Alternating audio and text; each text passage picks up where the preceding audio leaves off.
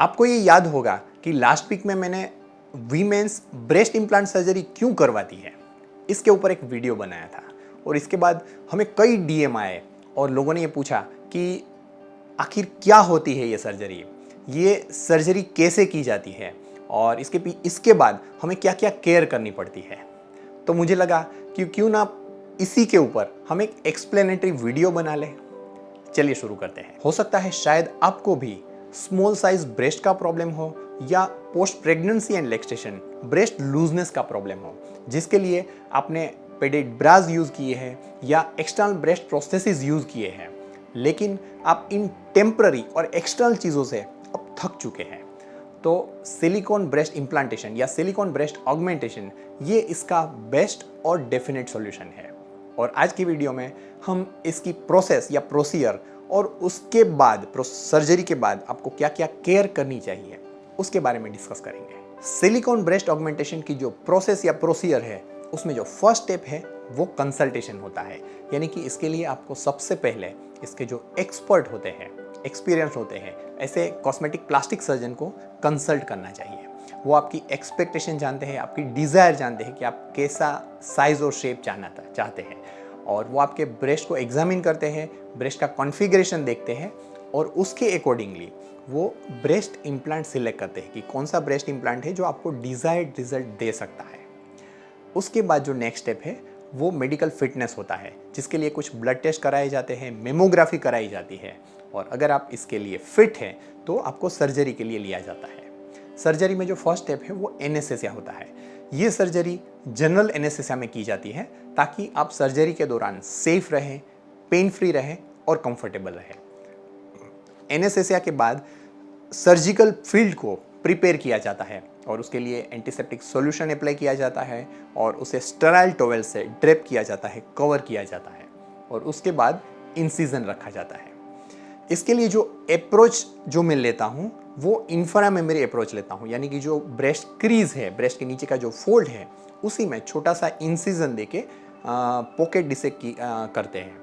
ये इंसिजन का इंपॉर्टेंस ये है कि वो नेचुरली ब्रेस्ट से कवर हो जाता है और वो फोल्ड में होने की वजह से कुछ टाइम के बाद वो इतना फेंट हो जाता है कि वो हार्डली विजिबल रहता है।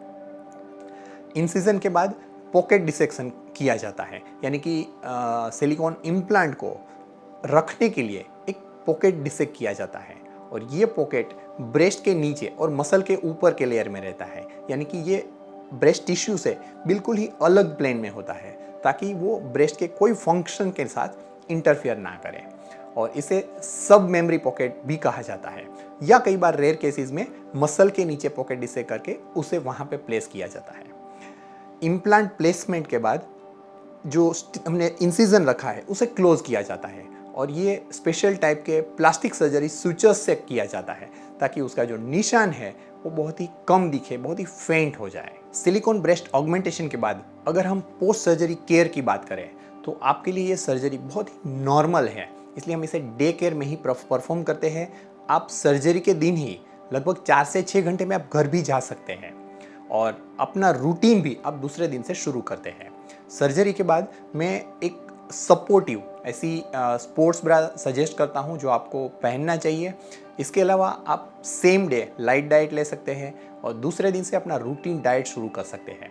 सर्जरी के बाद आपकी कंफर्ट के लिए कुछ पेन मेडिसिन और एंटीबायोटिक मेडिसिन सजेस्ट की जाती है जो आपको टाइम टू टाइम रेगुलर लेना चाहिए। सर्जरी के दूसरे दिन से अपना रूटीन रेगुलर शुरू कर सकते हैं, लाइट वर्क शुरू कर सकते हैं। सिर्फ आपको कुछ चीज़ों का जो ध्यान रखना है कि चेस्ट है वो ऑलमोस्ट 3-4 दिन तक वेट ना हो, और आपको हेवी एक्सरसाइज या हेवी वेट लिफ्टिंग या मसाज है वो आपको लगभग 1 महीने तक अवॉइड करना चाहिए। और सर्जरी के बाद ऑफ कोर्स आपको स्मोकिंग अवॉइड करना चाहिए। 1 महीने के बाद आप अपना रूटीन एक्सरसाइज शुरू कर सकते हैं, मसाज कर सकते हैं और हेवी वेट लिफ्टिंग भी कर सकते हैं। तो दोस्तों, इसी से आप समझ सकते हैं कि ये सर्जरी कितनी नॉर्मल है, और इसके लिए आपको कोई बेड रेस्ट की भी ज़रूरत नहीं है। आप सिर्फ अपना आधे दिन का समय निकाल सकते हैं, तो दूसरे दिन से आप अपना रूटीन वर्क शुरू कर सकते हैं। आई होप ये वीडियो आपको अच्छा लगा होगा, और ये वीडियो को आपके फ्रेंड तक पहुंचाइए जिसको आपको लग रहा है कि वो यूज़फुल हो सकता है। Thank you for watching this video. I'm Dr. Siddharth Sakhia, board certified cosmetic plastic surgeon, director of Celebrity Aesthetics and your body shaping partner. Stay tuned till next video. Take care. Bye bye. Jai Hind.